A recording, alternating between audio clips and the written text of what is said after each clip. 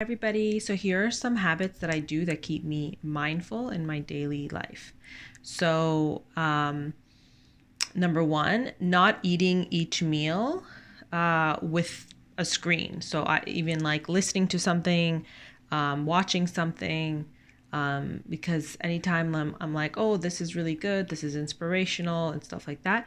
The next time, or if I do that a few days in a row, I feel like I would want to watch a screen, or it's not a big deal, or the calm and the quietness of eating like by yourself or even with others, but without a screen, usually like by yourself, it feels like, oh, I need something. I need some type of stimulation. And so you don't want to get used to that type of habit. Number two, not talking about stressful topics during meals. And this was tough with like certain people that really like to put all the stuff, all the stressful stuff from work and stuff on the table pretty much. But I noticed a difference in trying to like navigate it and saying it in like a nice, kind way, so that they understand that like, oh, I don't want like to be eating and thinking about that. Let's just enjoy and be mindful with our food. And some people might not like that, but it's what's best for you. Um, and so yeah, and do do do do. Um, right. And I know not everybody has that luxury, but trying to navigate it in the best way that you can.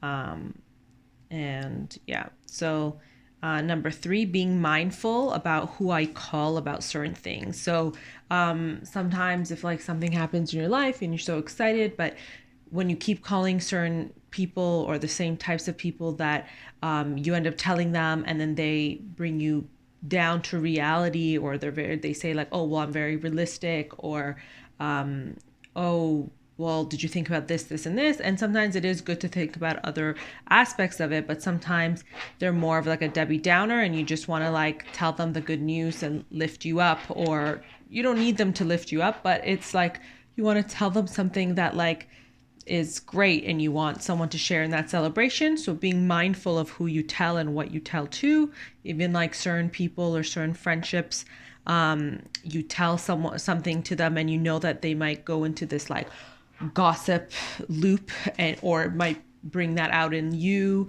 and you guys like get into this gossip mode together. And so being mindful to not tell that person about this certain event because it'll take you down this gossip track, or being mindful. It's not about escaping, but it's being mindful that like, okay, well, if I do want to tell them, then if we start going down this loop, I'm going to bring it back by saying this, this, and this, to bring us back, and so that I don't go down that either.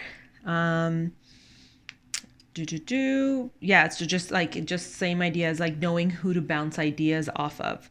Um, because like some people like will put down your ideas and you want people to like let you think and be creative and think big, right? But yeah, so you have to be your own judge depending on the situation.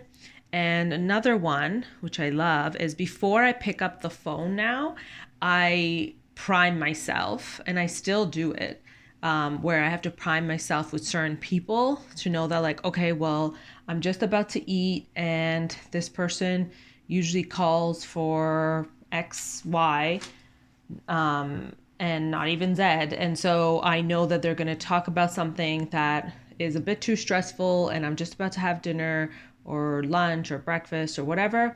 And obviously, depending on like what kind of relationship and that you have with people. So people know that if it's an emergency, usually to text me, because I've told them that many times over the years. So now they know that like either they call twice or they text me. So I know to pick up. And if I pick up and like if they call twice and it's for whatever other reason, then I'm ready to also already say that like, oh, I'm just about to eat dinner. Let me call you afterwards, or let me call you tomorrow, or whatever it is, or email it to me, and or whatever the situation or the person needs, or you would prefer to handle it. And so having it like it's kind of like you're priming. So before I pick up, I'm like, oh, this person usually just calls to vent or is just calling to kill time before to get to this destination, and I'm not a fan of that, or that's like a waste of my time or energy to vent about this. So I already have like something prepared to say that, like, to navigate it back to not going down like this venting road of like, because it's not venting when they're, well, it's not even venting anymore when they're just like dumping things on you every day, knowing that like maybe you could handle it or you bring them up and stuff like that. And so learning how to navigate that. And so before I pick up the phone, be like, okay, well, this person wants to vent and whatnot, and it's nighttime and it's not good for me. And if it's emergency, they know what to do. And and then if I do talk to them the next time, they usually have already figured out the situation and they're just telling me the recap and whatnot. And, or I know how to navigate it so they're not just dumping things on me all the time, because then it's not a two-way street if it's not like, oh, you're allowed to vent to people and have your people that like, oh, you tell something to and you want to come up with solutions and stuff like that. But if we're constantly repeating the same stories over and over and over, perhaps and it's been like, some people it's like it's years, right? And it's like, and it's not that it's invalid for them to do that, but sometimes it's like, okay, well, maybe it's not fair for you if it's just being dumped on you and you're not asking for it, and you're not and they're not asking about like your life and stuff like that. So just trying to make sure it's fair in some way, but also like being kind and helpful, because in sometimes we go through times where, you know, you're going through a hardship and then another time your friend is or whatnot.